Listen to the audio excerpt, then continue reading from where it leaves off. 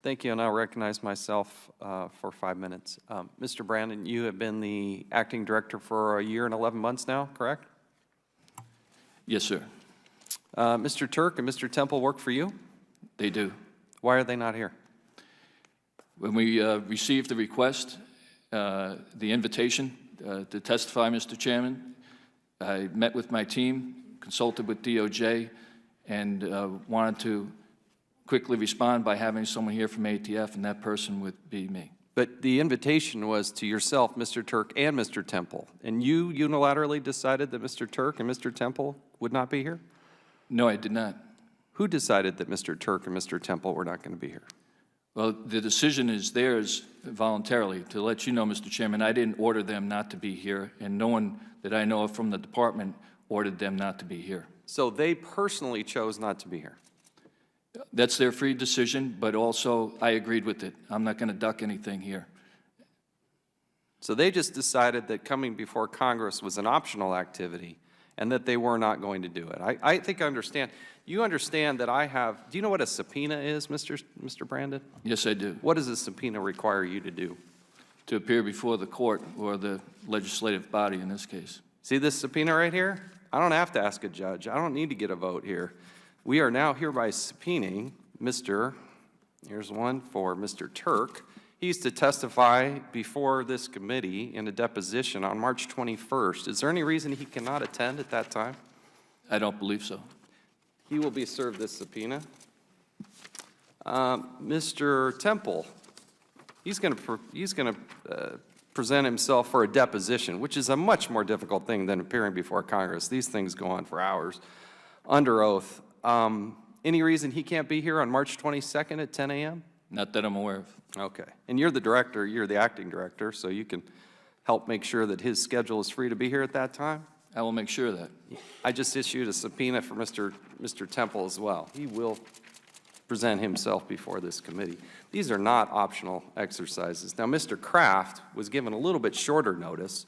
We're going to have that discussion with the Department of Justice. He was the minority witness that was requested by Mr. Cummings to be here. His non-presence is also totally and wholly unacceptable, and we'll figure out how to best move forward on him. These are not optional exercises. You're wasting this committee's time by allowing Mr. Turk and Mr. Temple to think anything other than when they're invited to come to Congress, they will come to Congress. And when I send you a notice on Thursday of last week for you to contact your department, your agency, your people, for them to contact our office last night in the 5 o'clock hour is totally and wholly unacceptable. There is no excuse for that, and we will not tolerate that. And if I need to issue a subpoena at the get-go, you tell me. We will do that every time because they should have been here today. And if you had given us the proper notice, as was laid out in the letter, which says that you will contact the committee by March 6th, which you did not, then we would have issued a subpoena and they'd be here today and we'd have a more full and complete hearing. And everybody in this audience, and especially the Zapata family, could hear from these people. Do we understand each other? Yes, Mr. Chairman, we do, and I apologize if there was a communication as late as yesterday. I was under the understanding that there was communication, and if there was a subpoena, obviously they would be here, but I hear you loud and clear. Chairman, would you yield? Yes, For a second. Mr. Brandon, I think the thing that concerned me more is when you said you agreed with the decision of them not to come. You understand the significance of a subpoena, do you not? And a request that your agents be here.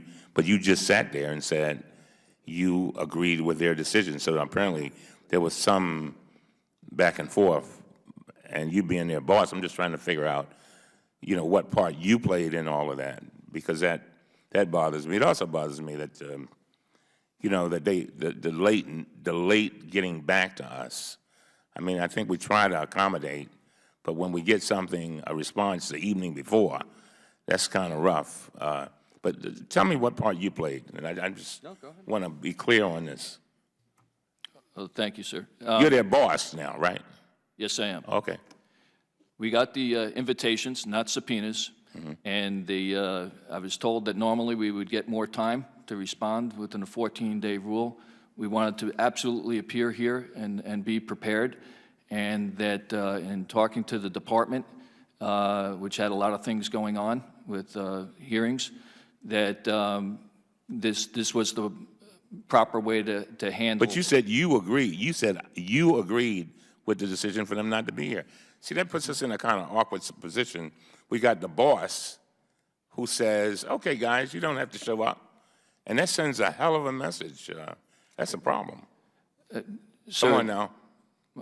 Just, it was meant to be not anything disrespectful to this committee, and trying to say, okay, who is going to represent the agency. Thank you, Mr. Chairman. Jaime Zapata was killed about 6 years ago. There's been an investigation nearly 5 years.